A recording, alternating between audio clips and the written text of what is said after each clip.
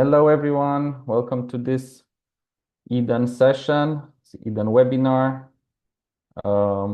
Please try to write in the chat where you're coming from to see where the people are joining. We are going to wait for a couple more minutes for people to join in. Hello, everyone, and welcome. We are now in the European Open and Digital Learning Week, final day. It has been a very interesting week of webinars, and we still have one more to go, very interesting one. And we are really looking forward to hearing where you are from. I see we have people from Romania and Croatia. Hello to everyone also from Portugal.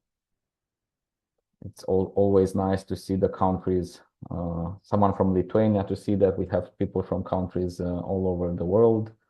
And we are really interested in hearing what the speakers of today are going to present. Hello to Spain and Sweden also, also from Italy. Happy to see our colleagues. So let's get it started. Welcome again, as I mentioned, to this final webinar of EDN's European Open and Digital Learning Week. We had several days of very interesting talks and webinars on different topics, and everything was surrounding tomorrow's university. So how we envision the university of tomorrow. And in the session today, we are going to see a perspective of university alliances. We will see if university alliances are preparing the university of tomorrow or how they are going to deal with the constant changes we are seeing around us in terms of higher education. I am Vlad Mihaescu. I am going to be your moderator today. I'm coming from the Polytechnica University of Timișoara, and I am also a member of the management board of EDN. So let me just get you a very, very brief introduction to this session. Oh, sorry. Even if you practice, you still manage to get things wrong. So as I mentioned, this is a session on the perspective of university alliances. We are going to see what is the role of digital transformation, what is the role of collaboration. We will see about mobilities, about the joint programs and different other very interesting activities of some of these alliances. And today we have a very, very nice lineup. We will have a nice presentation about the beginnings of university alliances done by our EDN colleague Alfredo Suiro from University of Porto. Then we will have some discussions about three of the university alliances, UDRES, OpenEU, and UNITA. And then we will have a discussion in the terms of a Q&A. I just want to encourage you to leave your comments and questions in the chat. And more specifically, if it's a question, please use the Q&A and our speakers will be very happy to answer them also there. We will have a short period in the end to have a Q&A session as well. So I think this is enough for the introductions. I'm going to introduce now our first speaker. And as mentioned, I'm introducing our colleague from EDN Management Board, Alfredo Soiro. Alfredo is also an associate professor at University of Porto, former pro-rector of this university. He has been and he is been a member of several associations, and he has a very vast experience. And he was there at the beginning when the Commission proposed this topic of university alliances, and he has been he's going to share his thoughts on how the process went and where we are now from his perspective. Alfredo, please.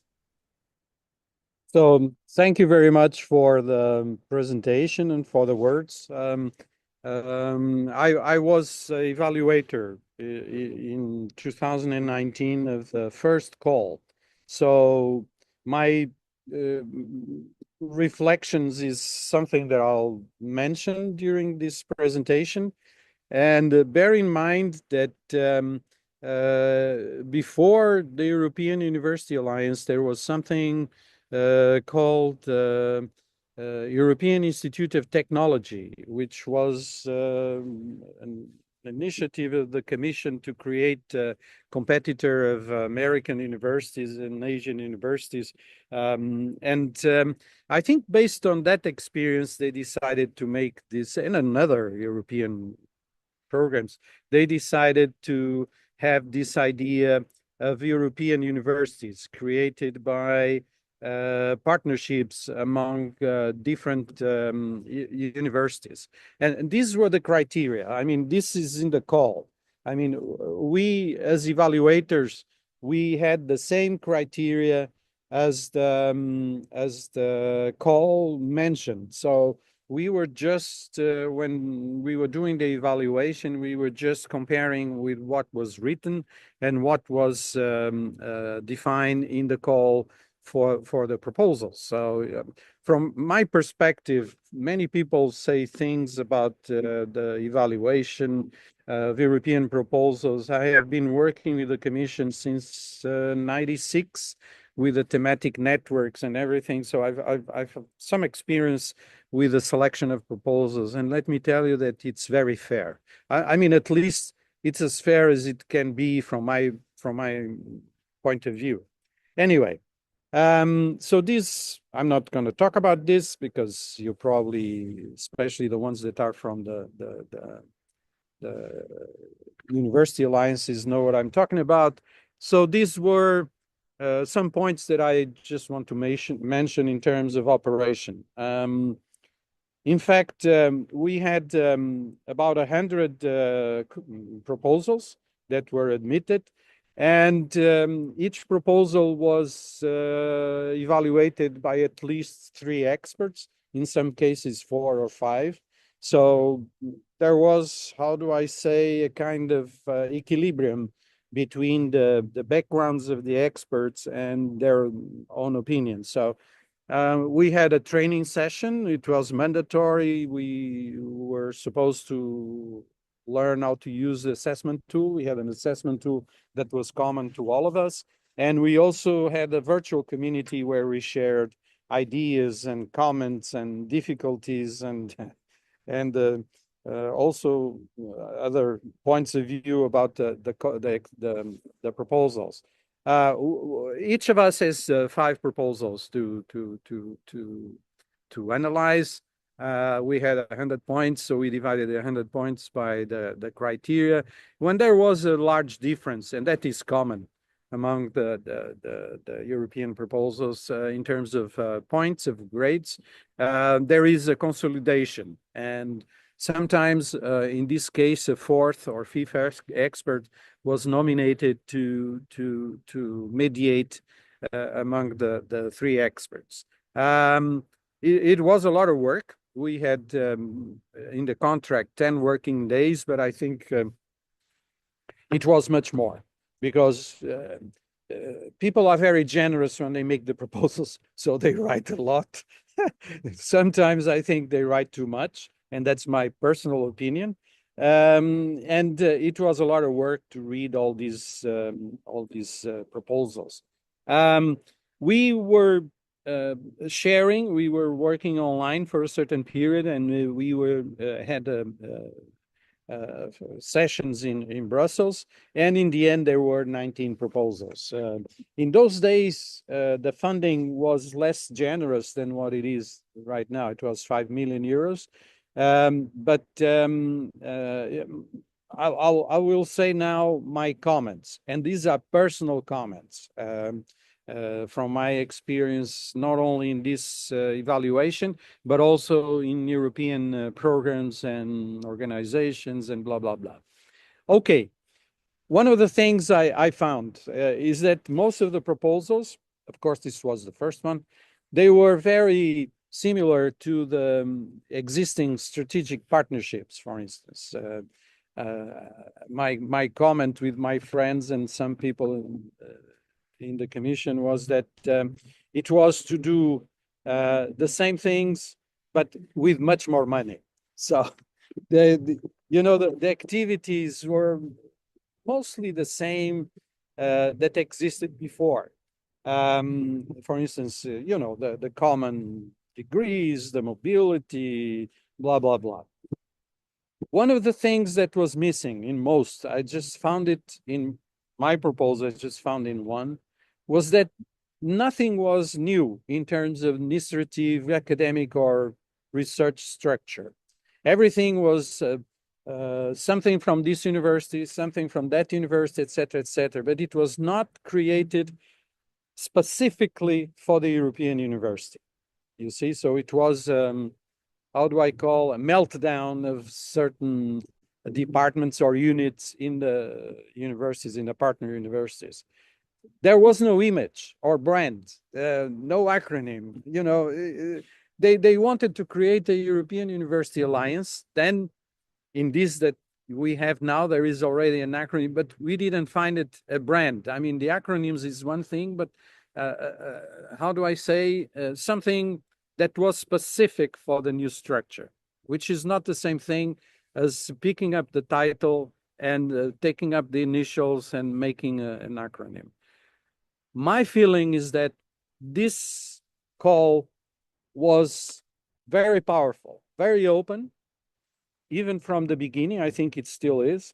And this allows a lot of work. And these are my other comments, is that there were enlarged activities. Okay, we are going to do more because there was much more funding.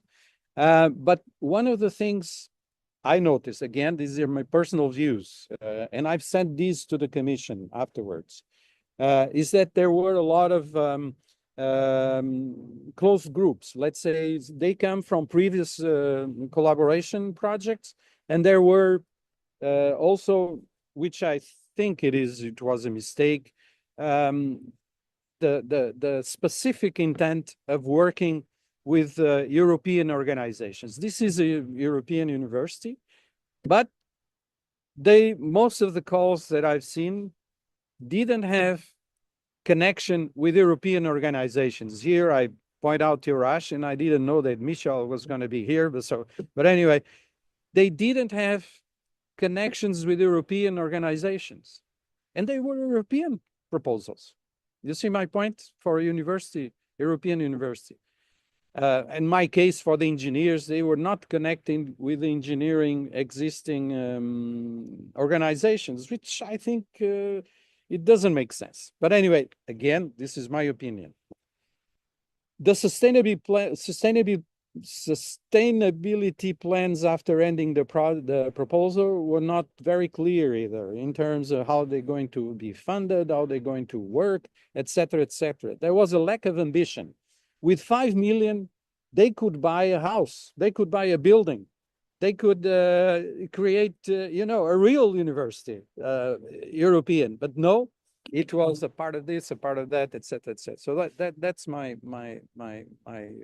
almost my last comment. And again, I think in 2019, the funding was generous and with no restrictions. So the sky was the limit, but I didn't see any rockets to reach the sky. I didn't see any orbiting station out in the sky. And that was what I missed in this proposal. So this is my personal view. Vlad said that I was too pessimistic. I'm a member of advisory board of one of the university alliances, and my university also has, and things have changed, I know, but this is what I felt. Okay, thank you, Vlad. Thank you so much, Alfredo. Interesting reflections, and we will see if what our colleagues from the University Alliances are going to present, if these reflections of yours are now as still current, and what is their opinion on this. We will see if something changed for the better or not. So let's move now to see exactly what the University Alliances are doing to shape tomorrow's university. And we are going to start with my next speaker, Pastora Martinez Samper, who is actually the Commissioner for International Action at Universitat Oberta de Catalunya from Spain, where she joined as Vice Rector for Globalization and Cooperation. And today she's here in her quality as coordinator of the Open EU Alliance. So please, Pastora, tell us about Open EU. I will, and I hopefully I will answer some ideas from Alfredo's, or yeah, we'll try to. Thank you very much, Vlad, and thank you very much to Eden for inviting us to present our very recently awarded alliance, because we are from the fifth call, so from the last call, and not even started yet. So we will start the formal funded project in 15 days, so in 2 weeks. But we've been working a lot in our proposal, so let me just share with you. And I hope you can see it now, the presentation. So again, thank you very much. And I will give you a brief overview of what our alliance is, the Open EU Alliance, and then go deeper in what we think, we are convinced, will be our contribution to the European higher education area, at least in the 4 next years, with this idea of contributing to the university for the near future, I would say, maybe not the future, but the near future. So what's the Open EU and what's our vision with this call that was explained by Alfredo? Was in our case, we decided to join forces together in order to build up the Pan-European Open University. So our proposal is to harness all the digital education that many people here at the Den know a lot about, that, to create an open university, but with a European scope. And this is mainly our proposal. With this, what we bring to the discussion, and also not just to the European institutions, but also to the other alliances. Now there are 64 alliances funded within this initiative by the Commission. So our added value here is basically this digital dimension of higher education, make it more robust, make it more inclusive, and also greener, our higher education landscape, integrating the emerging technologies, not just AA, but also AA. Another very important point for us is lifelong learning at universities, and how we can foster these lifelong learning pathways also, and mostly at universities. Another important thing for us is these non-traditional students that open and distance universities are used to also bring it to the discussion, bring them their voices here with this broader diversity of a student body we have. Thinking of bringing higher education everywhere, and in our proposal, particularly to rural areas, so those spaces without no face-to-face university, and democratizing, if we can say it like this, the internationalization thanks to technologies. And this, we can do it because these are our members. So our members are 8 open and distance universities from all across Europe. Well, not all across Europe, so from the Central Europe to the West, and I will explain that why. But these 8 open and distance universities that I'm sure you know them. So we have the Aberta from Portugal, Bifrost in Iceland, the WOC in Catalonia, Spain, the Open University in Cyprus, the UNED in Spain, the Open University, Fern University in Germany, the Greek Open University, and also the Open University in the Netherlands. And these are the 8 universities we are in that consortium, together with other 2 on-site universities from Eastern Europe, one in Latvia, and another in Bulgaria, because there's no open university at all, at least for the moment. So in that sense, with this idea that Alfredo was remembering, that the call,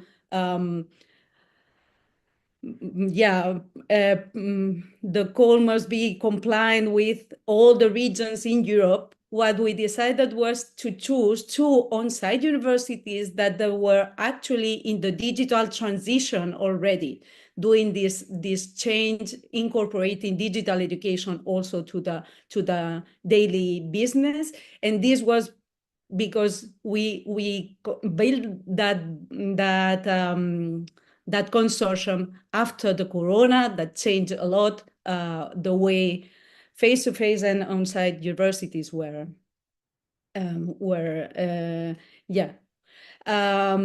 operating, I must say, like this. But we are not alone, and here I think I can also answer one of the main points that Alfredo was mentioning of the first call. We were convinced that for building this idea of an open university with a European scope, with 10 universities was not enough. So we also included as associated partner the Open University UK, that was not allowed to be as a full member because of the Brexit, and 3 other universities in Eastern Europe, on-site universities, but then also some global and European university associations in order to spread the word, spread the voice, and also a French university association bringing together all the expertise in digital education in France. But not just that, because we also thought that this university of the future should be pretty connected to the society. So here we also bring here to the consortium non-academic partners, so National Industrial Association and Digital Network, but also 3 European associations. One of the cities, which is Eurocities, one of the largest European association, bringing the biggest cities in Europe, so Barcelona, Berlin, Paris, and London. Another big European association of local rural groups, with more than 2,500 local groups in rural areas all around Europe. And then European Association of Mentorship. So this is our full consortium at large. And this is our mission. So our mission is twofold.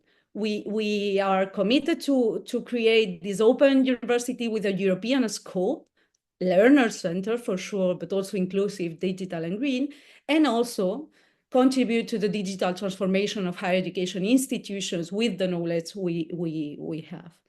And we want to tackle 3, what we think are still 3 current challenges of higher education in Europe. And we think here we can bring our expertise to tackle them, or at least to address them. One is lifelong learning, for sure. The other is how to make a more inclusive and equitable higher education. And the third is the digital transformation of higher education. And this, we will do it with 3 thematic topics. So all the new programs, joint degrees, everything that we will build up since December will be centered in these 3 main big topics, but also urgent needs of the European society: climate change, democracy and European values, and for sure, digital transformation again.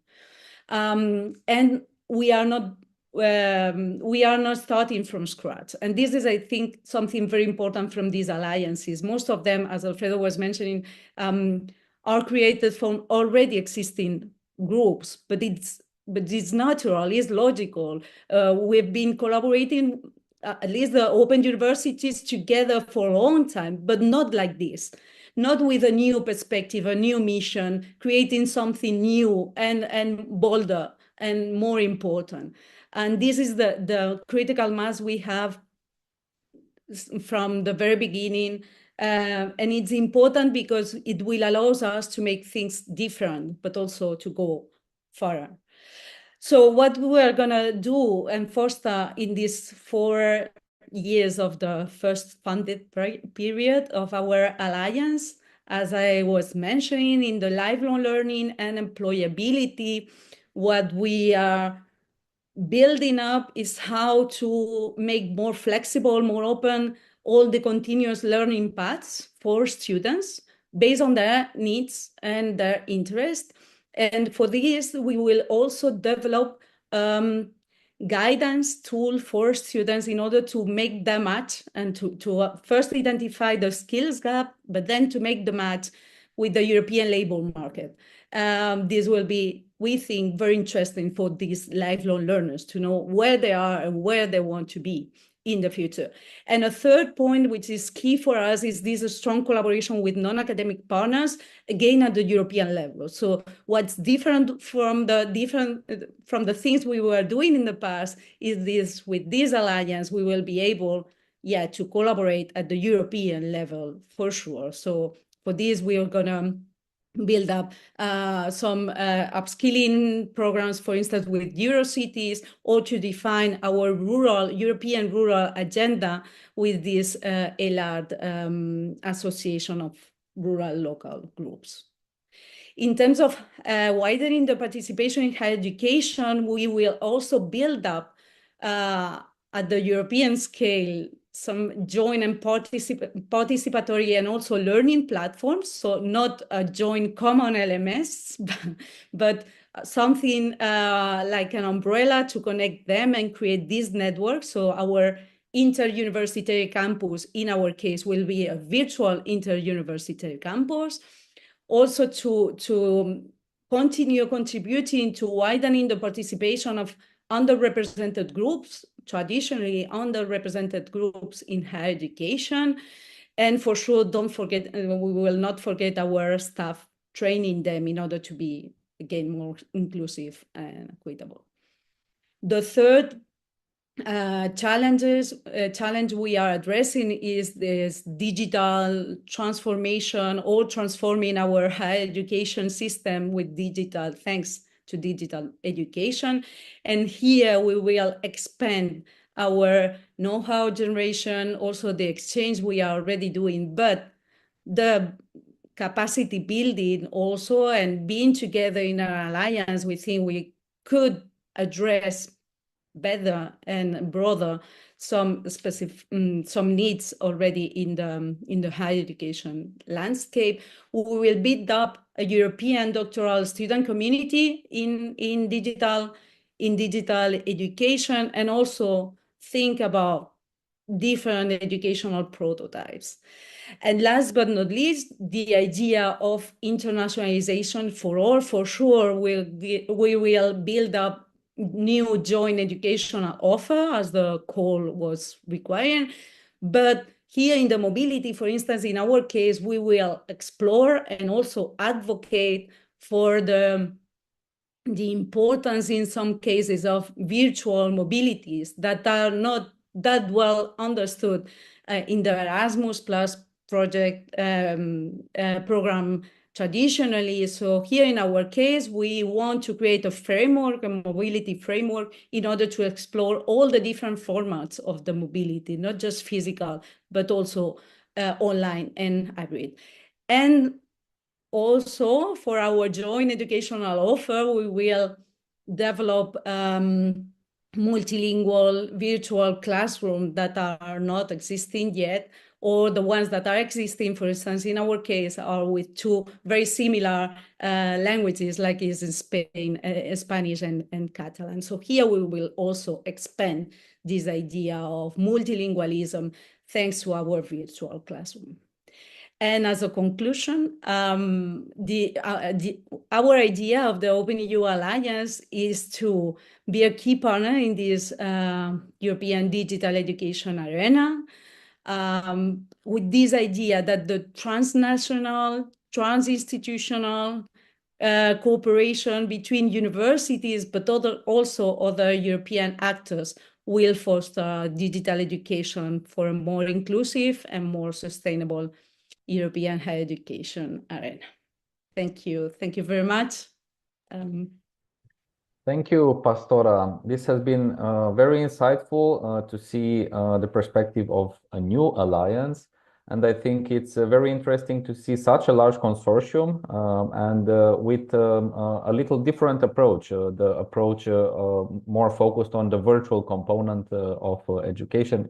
Of course, this is a particularity of open universities.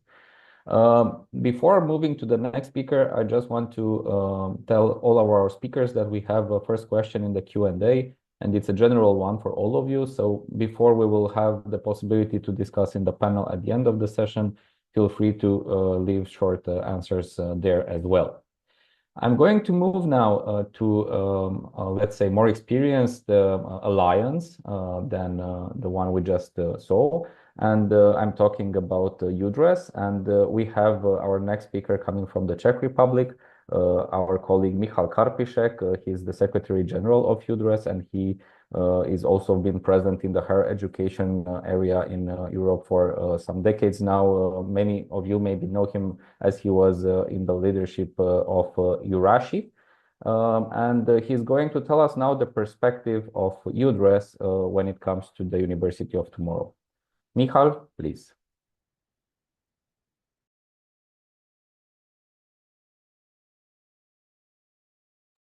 You are muted, Michal.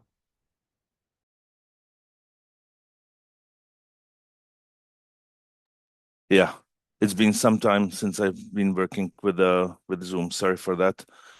So once more, thank you for invitation. Good afternoon. Great to do something together with Eden, the network which I've been following for quite some time.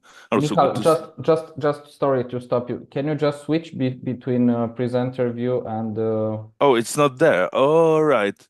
Because I'm sharing the screen, but then we see the presentation, but not. It's the other screen. Yeah, I'm getting back to that, and apologize for interrupting. No, it's my fault. As I said, still learning how to. Is that it? Still loading. Perfect. Thank you. Okay, good. And it was good to, thanks for the Open University experience. I think it's very interesting, but also thanks to Alfredo for getting us back to the times when things have started. I would have a few comments on that because I think I was there when the idea was developed, and I have to say that this was one of the Commission initiatives where the stakeholders were engaged, and I think it's visible also in the way how it was formed, because when formally President Macron mentioned the European universities, we believe that he had in mind something which would be sort of the counterpart of the Ivy League in the States. And within the discussion of stakeholders and the Commission, it basically showed the diversity of profiles within European higher education. And I think UDRES or OIDRES, or the number of pronunciations, is a good example of that. So I will share a few things, but as we agreed, this should be sort of looking forward what might be the challenges for the future university. First, the abbreviation. The colleagues in the Alliance like very non-traditional abbreviations and terms, and you will hear it from Roger, who will follow in the next presentation. The UDRES has a logic. It's a engaged entrepreneurial European university as the driver for European smart and sustainable regions. I will go very briefly through what's the profile, what are the goals, but try to follow on what we think about the future universities. I will not read it, but we have a somewhat similar profile to the previous presentation. We want to focus on rural regions, non-urban regions, following the cooperation with the ecosystems there, supporting the skills, supporting talents, innovation, and entrepreneurship, because that's the way how to keep the society coherent. That's also something to provide for the regions, which might be sometimes a little bit forgotten because a number of things are moving to the metropolitan area. So that's the idea behind UDRES, and it connects, as you can see, 9 institutions, 9 universities, mostly universities of applied sciences from all over Europe. But we have also associate universities from Ukraine and the Western Balkans because we feel that it's our accountability sort of support also the colleagues in non-EU destinations. We are Michal, I apologize again for interrupting. We have also a request from the chat. You have this Zoom rectangle which is blocking the in the right part of the screen. If you can. This one. Yes, we see it. As... Oh, now, okay. Now it's perfect. Now we don't see it anymore. Okay, perfect. Sorry, thanks for that. Absolutely all right. As you see, we are relatively small institutions because all the entire alliance is now about 100,000 students, which is sometimes the size of one university in other alliances. But what we have is as well more than 40 regional partners, the regional development agencies, hubs, regional authorities, etc. And now I will need to speed up. What I like is that we went in the beginning through the mapping of the values. And I think these are the values which might be more specific to our alliance. Some are more generic, but I think the value for the region, practice-based, experimental mindset, focus on learning, focus on inclusion would be probably very much specific to those who are coming more from this applied science sector.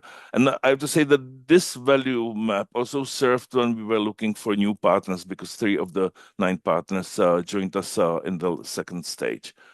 We focus on four relatively wide focus areas. That's the agreement, how to sort of set some priorities. This was developed also in some discussion with the regional partners.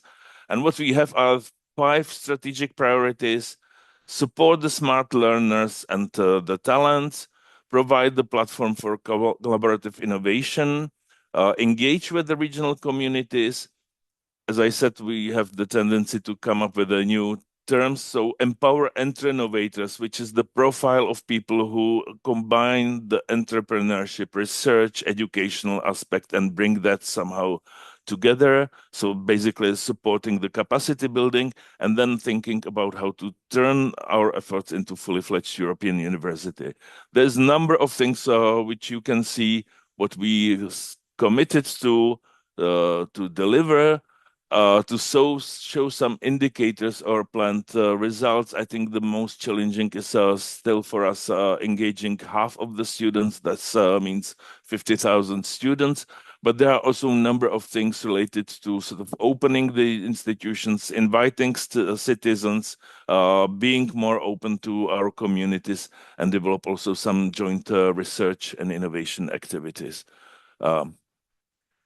What is the difference from whatever partnerships is probably the focus on the sort of coherence of the alliance. So it already has led to a number of spin-off projects which address not only the core building structure, but also the innovation in EINS, which is the sort of the setting up the network of innovation hubs. There are the projects which are focused on more on research capacity and building the capacity. There are things which are supposed to help the digital health and new approach to healthcare.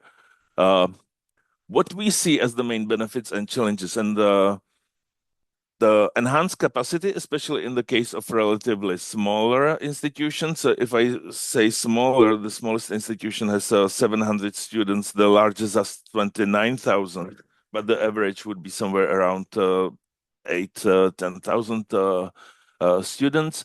Stronger focus on European and international dimension. And I think when I talk to most of the leaders of the institutions, the thing which they mentioned is the transformative potential of the alliance. doing things which will get us ready for the future. And for that, we need to sort of follow the new trends and challenges. It's no doubt that the being part of the alliance helped to make us more visible and appealing for the potential students, for the regional partners, national and European institutions. But I have also the messages that we are more appealing for the staff who are coming and interested in working in our institutions. However, whatever we see as the benefits, and that's why I put it in the specific point, we still need to take care that it is aligned with the institutional priorities. The alliance cannot come up with its own agenda and ignore what's going in the institutions. There's a number of challenges. Well, I can complain a lot about the national regulations and the funding, etc. Even if it's a lot of money, Alfredo, when we look at the scope of activities and the engagement and all the necessary sort of exchanges, it's not that thrilling, although it's really a lot of money which are invested. We need to take care that we will deliver something which is really transformational.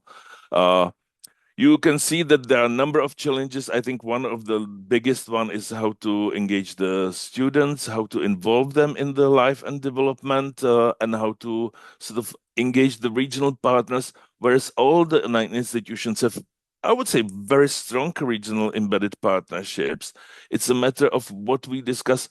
What would they see as the added European value? And we have different fora where we discuss that. We try to link them together. And again, I believe that Roger will say something about that in his approach. We mapped the priorities, and this is basically the overall view, what came out from the survey.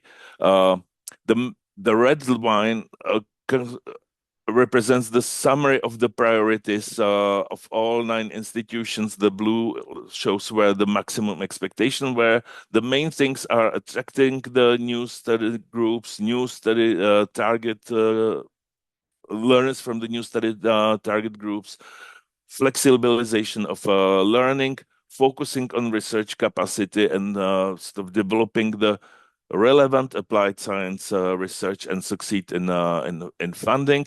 But there's a number of things which are linked to flexible learning, like support, guidance, counseling, etc. We have the specific group which looks at the future university, and this is the sort of the summary of what we have come up, that the things where we need to learn a little bit more to prepare for the future is to understand better the changing student population and what they expect, how they want to be engaged, follow the new patterns of lifelong learning, basically blurring borders between the different types of delivery, and then changing the way of working at the higher education. We have never discussed as the group together, how do we approach the artificial intelligence and new technologies, although a number of our members are quite advanced in dealing with the topic. What we focus as well is how do we sort of develop our own concept of professional doctoral studies and how to link research and education together. Engagement of regional stakeholders was already mentioned, and why are we together? What do we expect as the future university? If I think about how to translate that into the future, I think there's no doubt that the international cooperation in higher education is a must. And I think especially the European one now, after looking at all the global developments, I think we have to come up with joint European answer and joint European responses. So there's no doubt about that. What will play a role is probably the specific mission and profile. The groups or universities should probably profile and address the specific niches. There's no doubt that we have to open more to the society, and I think that we are still not doing enough. We have to integrate into our communities, and that may mean different things for sort of research-intensive universities and universities of applied sciences. The interpretation might be different, again, reflecting the capacity, mission, location. Still, within all of that, and I will get back as well to the funding, I think we need to rethink how do we sort of insist on some basic academic fundamental values. how to anchor higher education in the society, because there will be number of challenges coming. We see that focusing on skills, on a sort of a short-term delivery, whereas I think we need still to play some role in coherence of the society on personal and civic development. But we need to find a way which would correspond with the new generations. There's a number of things about the flexible mode of learning, partnership in research and innovation. I think we need to see as well the sort of the complementarity of different research activities and innovation activities. So more the clusters of institutions. And when we see in UDRES is the benefit of synergies and different experience and capacity of the partners. Although I have to admit that we are still not probably doing enough to sort of really benefit from that fully. What I can also see as the further needs is a sort of more proactive approach, more proactive mindset, being more entrepreneurial and take the sort of the initiative and do things. That's why I repeat again this innovators. And what will come in the future, and it's not only the alliance, is that we have to rethink the role of leadership, management, and what would be the funding within the situation when the funds for higher education are likely rather to decrease than to increase, but the volume of potential learners will be growing. So these are the few thoughts which we have in UDRES, or which are my personal thoughts. Would be happy to engage in further discussion, but I think Roger will share also more practical view on a few things which I mentioned. Thank you so much, Michal. It was very interesting what you said, and I'm going to take out of this, especially the part about our unified response in the global context. I think that inter alliance cooperation would be quite useful, and yeah, it's up to us to initiate these discussions and to see how we can, up to all of us, I mean, and to see how we can cooperate. We are keeping still in UDRES, in the UDRES Alliance, and now we are going to hear about an educational paradigm which is oriented towards the university of the future. And my next speaker is Roger Heijmans, and he is coming from University College Leuven-Limburg. And he also has a very interesting role. He's the lead of UDRES Smart Learners Initiative. So I'm going to give the floor now to Roger to talk about the talent funnel. Please, Roger. So thank you, Vlad. So if everything is okay, you see my screen already.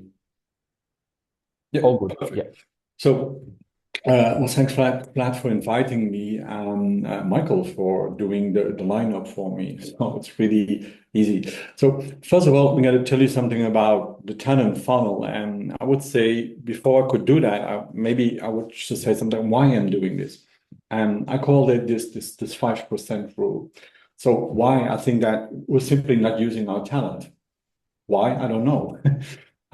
What my ambition is, so if we could help every kind of talent, if you're an alumni, first year bachelor or master or a PhD, I think that we would like to help you with just every day put a little bit of this 5% more in it. So simply using your talent a little bit more. And then, again, I'm not a mathematician, but if you look at it, if everybody would use this 5%, then you look at what UDRES is, we got 100,000 students. So there are clever persons among this audience. They can say what a tremendous impact this will have. 100,000 students would use their talent every day a little bit more. So what I will do with you, I'll give you a little bit insight about the talent funnel. You could say, and I would love to do that, it's an educational paradigm, but hey, what it is a kind of a talent accelerator, talent development stuff. And Alfredo, I added this slide because of your introduction that teases me. And I would say what we really tried to do when we created the talent funnel And is to create something old, something that is already there. So not to create something new. I think, hey, we do something old that's existing. But we try to do it. We try to really do it and make it centric on students and stakeholders.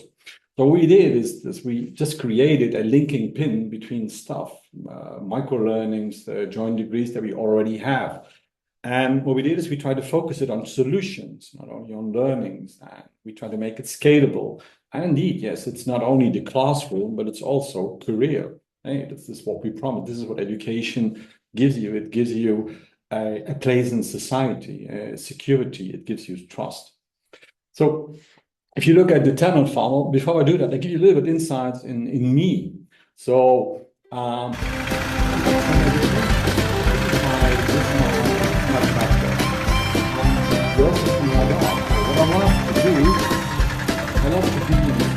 Roger, we only hear the music. We don't hear you. So you should hear me now. Yes. Yes. So Zoom can't do two things, but everybody can't do two things. But okay. So what I try to say, this is, I'm not from education. I'm an entrepreneur. I work 20 years in a corporate company as a marketing director in Europe. I coach and mentor startups. And yes, I'm a little bit of a guest professor at KU Leuven. But to me, sometimes I feel like a strange dog in this educational system. But hey, I'm feeling okay in this system because I can really contribute to a little bit of a change that we need to do. So if you look at the talent funnel, I will give you in this short presentation a quick insights about what it is, what are the market needs, what are the career needs, the why, how, what does the model look like, what is the linking pin, and indeed in that open to some Q&As.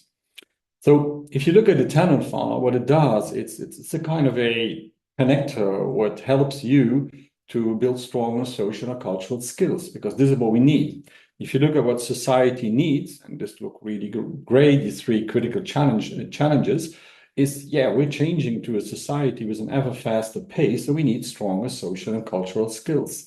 But we also need job opportunities that matches industry needs. Why? Yeah, it's simple, because education is take us one step further. And the other thing is that we need to support what we call this continuous learning. So if you ask me, lifelong learning, it doesn't feel nice to me. It simply means, hey, guy, you need to learn for your whole life. So also learning is growing, should be a kind of fun. So the talent funnel also should invite you in this process of, hey, I enjoy lifelong learning. And if you look at the talent funnel, what it does indeed connecting and learning in this fast-changing world. It helps you to combine education and talent development and real-world opportunities. It helps you to innovate and to grow as a person, but also as a company, as a region. And it bridges this famous gap between studies and actual needs. So what you hear, and I experienced it myself, I went to school and I said, hey, I'm a smart guy. On the first day I start working, well, I'm a dumbass. I can't do anything. So we should bridge this gap from the beginning. If you look at the why and the how and the what, I like these kind of phrases. So most of the time we talk about the why. That's what we love, writing proposals. Thank you, Alfredo. And then we talk about the what. Exactly what are we doing? These are KPIs. We completely forget how we're going to do this. No idea how we're going to do this. So this is why I like the thinker becomes a doer. So if you talk about, yes, we want to create this sustainable future and connect, what we want to serve as a linking pin between all this solution-based and challenge-based education, but also talk about giving you talent insights, helping you to boost your talent and to grow by co-working with different kind of cultures, different kind of partners. Then you give you a little bit of the talent model. For almost 2 years, I'm behind my desk in Teams meeting doing this. I hope that you see it. Just making a triangle. And this is the triangle that I want to share with you. So what we created, this is a kind of a funnel. You really see this is a kind of funnel.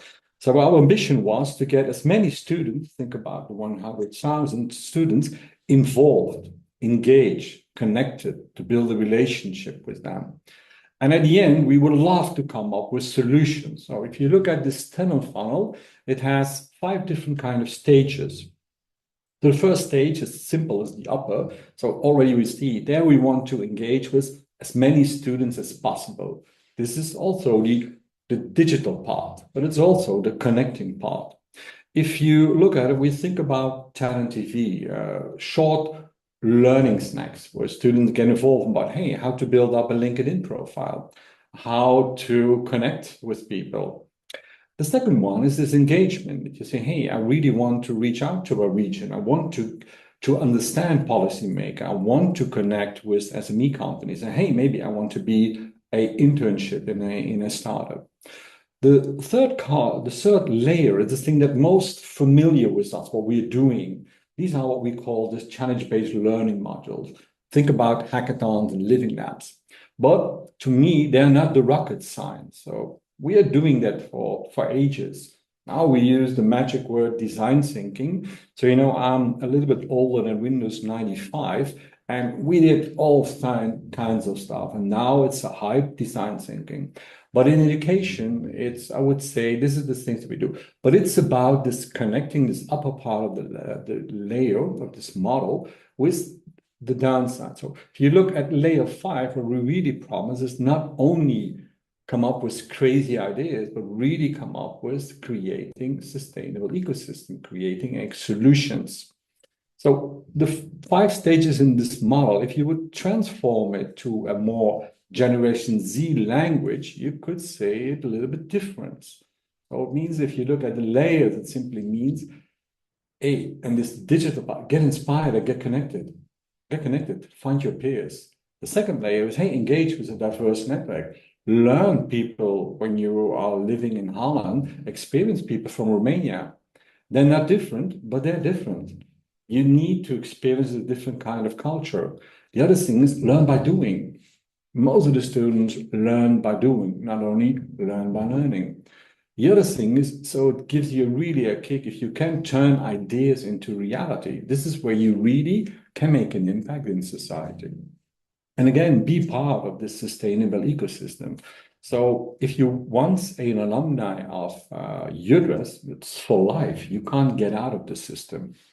So what we did in the first year of UDRES 2.0, we started, and it's a strange one. We started with the thing that we know.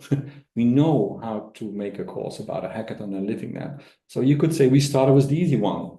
And the easy one is, hey, come up with this cross courses. So we started with an international engagement circus where we connect young students with stakeholders, different kind of language, different kind of ambitions. We enrolled these design thinking courses like hackathon and living labs, and we worked on real challenges of a region. And we delivered solution. I will give you a little bit ahead about one of the solutions that we came up with. The ambition that we are now working on in our second year is how do we make this scalable? That means that we have to move up to a more digital, scalable setting. And this is where we come up with a talent lab. I will give you a little bit insights, a preview of the talent lab later on. And this is also what we came up, what we call this appetizers, small, you could say small learning nudges that maybe it's even not ECTS granted, but it is simply because you want to learn stuff about things. And the third one that we really want to co-work with this region on is not delivering them only great ideas, but building on solutions and helping them with internships that really works on the stuff that is created by ideation in the cross courses. And that is really that we really are committed as UDRES within this standard funnel to really help these entrepreneurs or policymakers with solutions. So, and again, also these kinds of products, if you put it in a more linear way, yes, they all have their learning goals. They all have their differences. They all have difference in ECTS, different learning goals, different way. But what we did is simply we made a kind of a linking pin between them. And it is the uniqueness is not each and every module, but it's the combination, the setup, the linking pin between them that helps students in getting to know you're just getting to know different way of learning. And in that, when they make different kind of steps throughout this funnel, they will come up with solutions. And indeed, we also looked at, hey, how do we come up with a new kind of quality and grading? Because you can't use the quality 1.0 stuff if you talk about connecting with entrepreneurs and come up with solutions. What we also did is train the trainer. So it doesn't mean if you're a good lecturer that you are also a good connector. We should help them in connecting to our regions. And the other one is that we as EODLW, while we have a limited time and limited capacity, it simply means that we need to reach out to the 9 partners of the EODLW Alliance and help them to embed these new learning design into their courses. And one of the things that we're working on, and really say that this is you could say this is our headache. No, headache is a negative one. Our most ambitious part is how do we really understand what a stakeholder needs? So we easily talk about stakeholders, but do we really understand entrepreneurs? Do we really understand municipalities? What is their problem? Or even maybe talk about what is their shit and how do we really can help them? So these are the 4 topics that we also work on in getting these learning solutions up to speed. To give you a little bit insight, this is not what I wanted to do. What we did is to give you a little bit insights in figures. So the first year that we did that, we reached out to approximately 700 students. At the beginning, it looks not as a high number, but again, if you talk about how do we reach out to students in 9 different countries with different kind of learning solutions, we're happy that we started in year 1, and we really want to work up, let's say, this 700 students. If you think about scaling them and digitalizing them, you can put a 0 behind it, and you can move from the same kind of learning solutions. If you digitalize them, you can easily come up to 7,000 or 14,000 students. To give you an insight in a use case, we worked together with a local regional hospital with 3,500 beds and I believe 10,000 staff. Ushi is one of the staff members of this hospital, and she embraced us. Why? Because she connected to this 5% rule, simply connected to the 5% rule. I couldn't pitch the talent funnel because she would not understand it. And that's not because it's simply too different to understand. But what she did, she reached out to us and she connected to us. And with our program director of health, we simply came up with a process. I see that I only have a couple of seconds left. May I have 1-2 minutes? Sure, Yes. go ahead. What we did, so we didn't came up with, let's say, this one big thing where we simply reach out to them, get connected, get trusted, invite them to join our living labs, share their problems. And really, it takes the time that people trust you to share their real problems. So if you want to work on things that are committed to co-work with you, you need to really build strong, durable relationships. And this is what we did. Then a really quick preview. We are working now on the talent lab. This is something where we would really need to scale to reach the amount of 50,000 students, what Michael shared with us. In this talent lab, we really want to help students to find their insights. Who am I? What is my talent? What is my learning gap? And how can I grow? And even the next step is how can I make this connections to this market? So the talent lab gives you insights, it gives you a boost by small learning snacks, and it gives you this match to reaching out for your career, so from classroom to career. So what the talent funnel does, it is helping students with social and cultural skill. It is a talent employer matching, and it is a modular platform. Thank you for your time and listening to me. Thank you so much, Roger, for this. I'm a very big fan of the talent funnel, and I'm happy that our participants got the chance to envision it as well, to learn about this. We are going to move now to an alliance which is as experienced as the EODLW. It's also from the first call, and I'm talking about UNITA. And I'm very happy to introduce Alessandra Fiorio Pla. She's a full professor in physiology at University of Turin, where she's also a deputy rector for international education. and she is responsible for local management of UNITA in the University of Turin. Alessandra, please. Thank you very much. So let me just share my screen. Can you see the screen? Yes. Okay. Sorry. Okay. So thank you very much for inviting us to present actually our university and the perspective of our university. I'm actually our alliance, not university. So my name is Alessandra, for reply, as you were saying, and I'm also the management and coordinator of UNITA. University of Torino is the coordinator of this alliance. So before presenting our alliance, let me just spend a few words on this initiative. Already Alfredo and the person that was previous to me, that they introduced this concept, and the European Universities initiative was for us the vision that we have about the European University Initiative is really encouraging and improving, helping the challenge of the university to really adapt, enable the university to adapt to change condition and to improve higher education to another level. And to the initiative and this transformative higher education system will have two big pillars that are the two pillars that are the distinctive features of higher education in Europe, which are excellence and inclusion. And this is what also drives the experience of UNITA.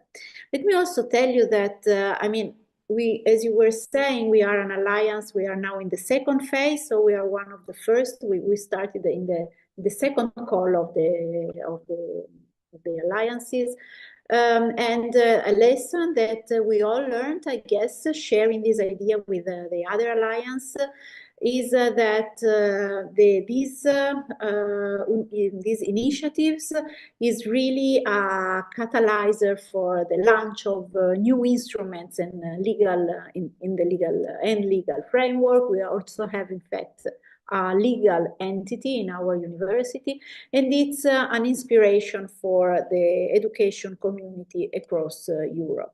So we are huge fans of the European alliances. So that said, let me introduce our alliance. Our alliance is called UNITA, and it's UNITA Universitas Monsium, and indeed from Universitas Monsium is you can indeed understand that one of our goals is to enhance rural. We are all universities that are in this hypothetical line that is in the rural and mountain regions, and in the cross-border between countries, so cross-border between Portugal and Spain, Spain and France, France and Italy, Switzerland, Romania, and Ukraine.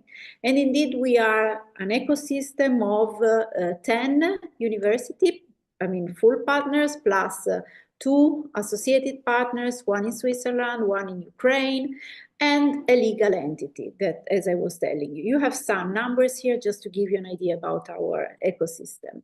So we are now in the phase 2 that we call consolidation phase. And so in this phase, the first phase for us was really a community building and put in place our main objectives, which I can resume in 5 big objectives, pillars, so that I will go through them very, very briefly to present our alliance. So the first pillar is to build a European university model. So basically, in the alliance, we are really starting a discussion, a huge discussion about what do we want to become after the second phase that has been the grant that is allowed by the European Commission. So what do we want to stay? Do we want to remain as such, or we want to just leave it? So our idea is to constitute a university model that can be last even in the absence of big grants like the European University Initiatives. So we are thinking about this investment pathway, how the European Commission call it. So in order to do that, we need to have a governance body that is well established, so established is able to establish a key decision-making structure that we are building, we are supporting in this second phase. We also need agreements, and agreements, of course, in the first phase, we had to sign a consortium agreement, but we need also to build better agreements within the alliance. And indeed, our legal entity is also something that we can rely on and can help us to build this university model. We have a focus on quality assurance, and we need to implement a quality assurance framework to ensure the quality, of course. And we adopted these agile management methodologies to manage our alliance. The second main pillar is about community building. So we started in the first phase, we started to build a community of students, staff, teachers, and all people that are involved. We have also stakeholders that are partners of our alliance. So in the first year, for example, of this second phase, of this consolidation phase, for example, we have awarded 23 starting grants in our alliance to foster, so to engage the research part of our alliance. We have launched a Jean Monnet module for the European citizenship education, and we also have established a UNITA label for Romance language and intercomprehension. So beside rural, we also have this very big interest in intercomprehension and multilingualism, as previous alliance already reported. We also have a very ambitious mobility strategy. So we have a target of 25% of graduate mobility at the end of the 2027, and 15% for staff. This is quite ambitious, I understand. We are also the main, a big pillar for us, of course, is the improvement and transformation of higher education. And in this case, we have three main activities that we delivered, and we will continue to develop, because for the moment, some of them are pilots. So the first pilot that we launched is what we call the UNITA à la carte. So this is an instrument, it's a digital instrument, and I'm coming in a while to that. And UNITA à la carte is a flexible course selection that it's a concept that helps the students to customize learning path, so to build a personalized learning path. We also have collaborative programs, of course, like tools. We use tools that the European Commission is giving us, like blended intensive programs, double degrees, and modules in training modules for teaching and staff in the teaching and learning network that has been developed in our alliance. And we also develop a second pilot that is specific for our alliance, also the mobility windows that we just launched 11 pilot to facilitate the student exchanges across UNITA institution. And in order to do that, so to enhance higher education, to transform our landscape of higher education, of course, we need some digital tools. We have 2 tasks in UNITA that are devoted to the digital tools. And in particular, what we created was, of course, a Moodle. We implemented a Moodle platform. And what we recently did was to have this federal login for the whole alliance that is engaged for alliance courses, such as intercomprehension or virtual mobility, that are also part of our portfolio. We also have a federal access not only for the Moodle platform, but also for the access to all services. So we have Nextcloud, so we have a platform to connect the 12 universities that are part of the alliance. And this also has a federal login, which is a very useful and powerful tool we reached. This platform is not open only to the partner of UNITA, but also to international partner, what we call Gemini partners. And of course, to implement these digital education tools, we improved and we continuously challenged the community with interviews to have collect from each of the tasks of UNITA the needs that are related to the improvement of the platform. Of course, we have also shared resources and OERs that are inside the alliances, some of them are the micro-credential with UNITA Lab, so we offer a micro-credential system that is shared in the alliance. UNITA La Carte, that is this pilot we had, is also shared in the alliance, and we're also sharing some of the courses that we implemented at the University of Torino that are called Start et Unito, that are open online courses, and we shared it with the whole alliance. The fourth pillar that for us is very important is the energization progress of the territories. So about that, here is coming also the step of the research in the alliance. So what we did was mapping, create a cartography of smart specialization for regional ecosystems. We created a cartography of the research, and here is the part of the research that will be quite prominent also in the next year, according to the European Commission that now has it in the portfolio of different DGs.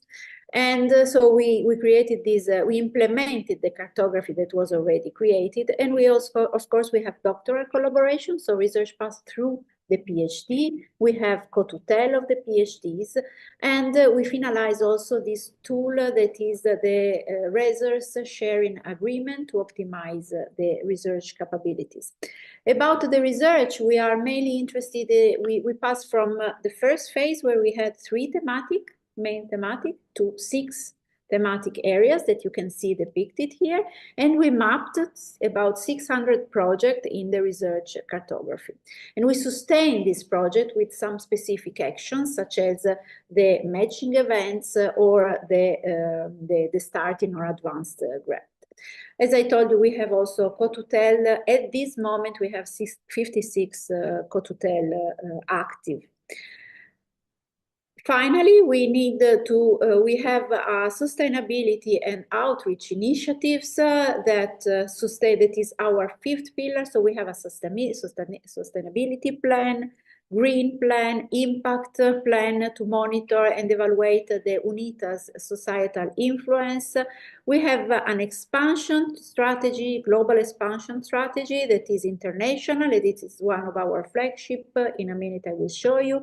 And we are also mapping the stakeholders. So let me, of course, this is we will have to develop all these tools like quality assurance, education, impact, and research infrastructure. This is what we will do in the next year. But let me just finish by showing you some of our flagship. One of the first flagship is dealing with our main core that is rural. So the involvement of rural territories. So we have this rural mobility. Rural mobility was launched in 2021, so with the first phase. And it is actually a real mobility, an internship, a short-term internship, which is in cross-border rural and mountain areas in all the countries we are, UNITA is implanted, so France, Italy, Portugal, Romania, and Spain. And this is actually, these are some of the features of this rural mobility, which for us is really important flagship. So this is devoted to students, university students that are eager to expand the horizon in by embracing new challenges in rural areas, but it's also devoted to local communities that have the chance to develop together with the students. So for us, this is very, very interesting because it really, rural mobility let us understand that the students are key players to mediate this European dimension and to improve the territories, the rural territories. And of course, this is also a way for students to find a job, because some of them really, this is a real job opportunities. We have a cartography also of the rural mobility. So for the moment, we have 60 host institutions in all over our countries. And so what is the impact? We evaluated the impact of this rural mobility, and actually, of course, it's a short mobility, so it's good for students, and it is contributing a lot to revitalize the rural areas, enhance attractiveness to young people, and offer employment opportunity. It's also important to support local development and trajectory, and has a broader impact because it spread the European values in marginal areas. Second, I will really go to the end. So second big flagship for us is the intercomprehension, which we practice within the Alliance. So it is helped to quickly learn and understand several foreign languages. We practice the intercomprehension among the languages, the common languages, the Romance languages, of course. And we also are devoted to internationalization. So we have this program that is for partner universities seeking that are in Roman-speaking countries for the moment, to collaborate in teaching, research, management, and to share their experience with us. Last, the university initiatives help is an accelerator and a catalyzer, as I was saying at the beginning, for attracting other projects. And this is what we call the Constellation project, that is made of different other projects that were actually gained from our alliance in the different periods. Some of them are still active, and of course, in the second phase, we will continue looking forward. So this is just one of the examples, but this is a collaboratory platform that we developed for this called Connect Unita, and is still active. That is actually a very important tool to a collaborative platform and a methodology framework for innovation, teaching and learning. So this is our community, this is our alliance. And please, our communication staff told me I have to tell you to follow us in Instagram, Universitas Monsium. So please, if you want to know more about us, just follow us. Thank you very much. Thank you, Alessandra, for this very detailed presentation. Very interesting things you're doing in UNITA. I have been following since one of your members is also university from my city, so we know UNITA quite well. So now we heard about the perspectives from 3 of the university alliances and also from one of the initial evaluators. And now we still have around 10 minutes for some Q&A. I would start with a question which was already answered by Michal. So you saw maybe in the Q&A that Deborah Arnold, our dear colleague also from Eden, was asking about synergies with existing teams and staff, for example, Erasmus Mundus, who already have experience in joint degrees. So basically, it's a question about, are we reinventing the wheel, or are we using those people who already have the experiences? So I was wondering if any of you want to share some light on that one. I saw that Michal already offered a response about the use of these Erasmus Mundus programs. I was wondering if any of the other people here want to talk. Yeah, please. So thank you for the question is quite complex. So basically, I think also Alfredo was saying we are not pretty much we offer some new tools, that's for sure, but we are not reinventing new tools. We're just putting them in a higher level, so global level. So we are trying to share and to expand the tools that the European Commission gave us. We have to change some of them because they are not adapted for such European alliances, but we have to use also some of the tools. So for example, the KK Action 171 is some of the tools that we use at the moment to engage our partners, the Erasmus Mundus as well. So these are tools that are available for us, and we are continuously asking also the European Commission to shape them in order to make them more available for the European universities. And of course, I mean, there is also this big challenge of the joint degrees that is now the main challenge of the European Commission that we are all, I guess, going toward. So I think we are, putting in a higher level the tools. That's at least my opinion. Yeah, and if I may now jump in, I think we still need this. I agree with Michal. I don't know if it is that too much top down, but what I'm sure working in internationalization of higher education for many years now, that we need this top level. Still, we need it, this top level institution cooperation in order to address some of the challenges we still have. So for sure, there are very successful initiatives as the Erasmus Mundus, but again, we are still struggling with the joint cooperation across our institutions. So I think that the alliances also are here in order to put together university leaders together with the EU politician and also member states in order to overcome those barriers we still have. And just for that, I think it's a very interesting initiative because they are addressing the same challenges from other perspectives with other actors. And I think this is very, very useful. We don't have all the results right now, but I'm sure we will have them in the near future. Yes, thank you indeed for jumping in. I think it's very interesting how we find the correct intersection between let's say, regulations and procedures and objectives of the universities compared to the alliances and compared to national legislation. Because many times these things are making us, let's say, delay some of the actions. I would also pose a question to all of you in terms, and maybe, I don't know if probably it will be the last question, we try to summarize with this one.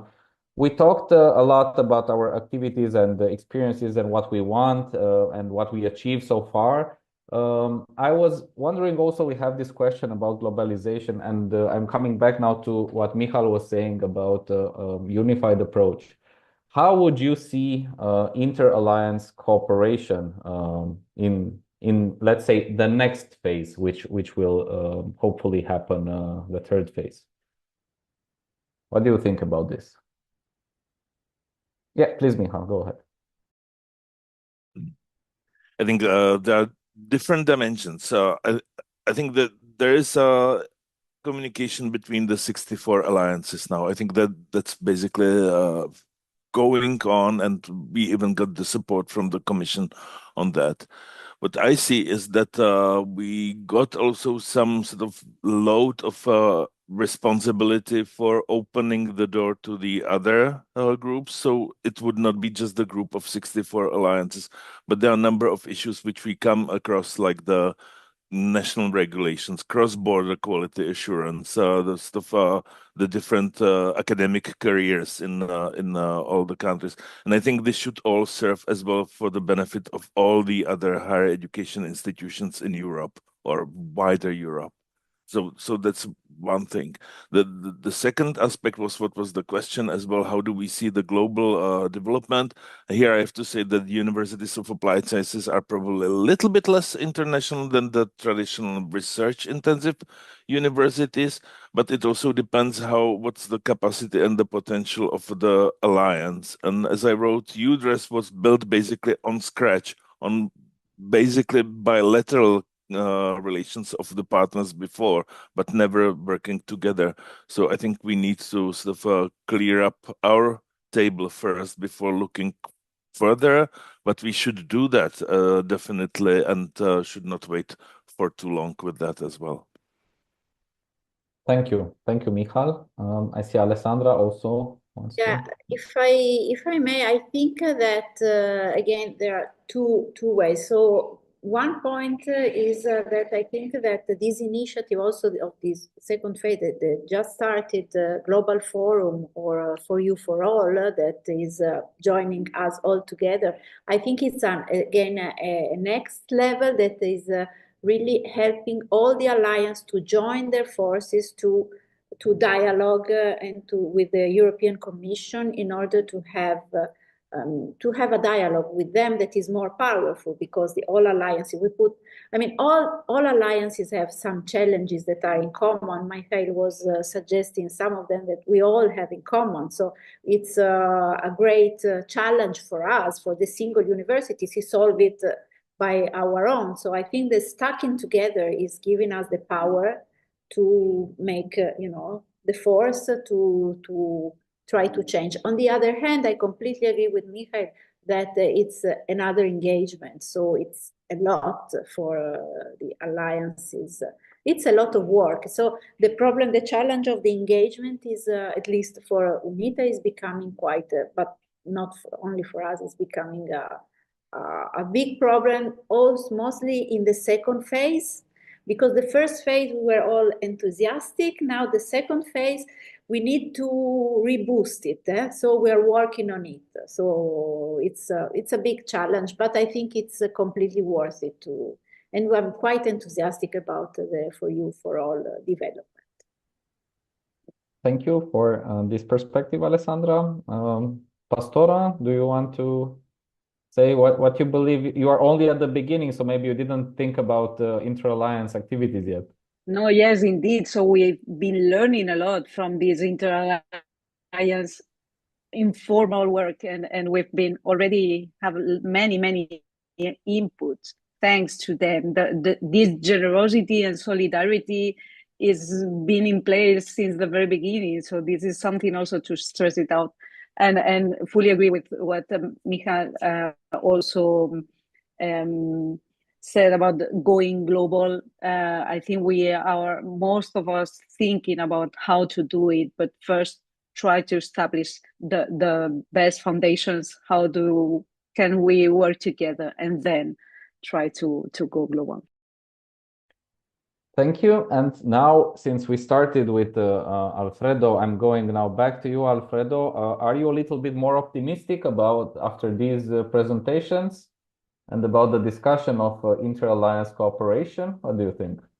Let's put it this way. Thank you, Vlad, for the opportunity. But just to clarify, I was not pessimistic. I tried to underline what I think it was relevant for the European University Alliances. I think, given the usual generous spirit of university academia, there is always capacity to improve and to get better. And I think that from what we heard, a lot of things were different from what I saw 5 years ago. So as a bullet point, yes, I'm more optimistic. Thank you, Alfredo. I know that you are an optimistic person, and I agree with the comments which you made initially, with most of them at least. I want to thank all of you again for accepting to be speakers at this event. I just have 3 very short announcements to make, and then we can conclude this session. So first, if any of the participants here or speakers are interested in becoming either members, feel free to scan this QR code. or look on our website about how you can become either an institutional member or individual member. We kindly invite all of you to EDEN's annual conference in 2025. It will happen in Bologna, at the University of Bologna between 15th and 17th of June. Again, scan the QR code or look on our website or social media for information about this. And finally, also, we invite you to join the European Digital Education Hub, which is offering a lot of opportunities and educational activities for students and staff. EDEN, of course, is part of this consortium, which is building the European Digital Education Hub. So that concludes our session today. We are looking forward to welcoming all of you at the next EDEN events, either this year or next year. Keep close, and best of luck to all the university alliances and to all of you there. Have a nice day, everyone.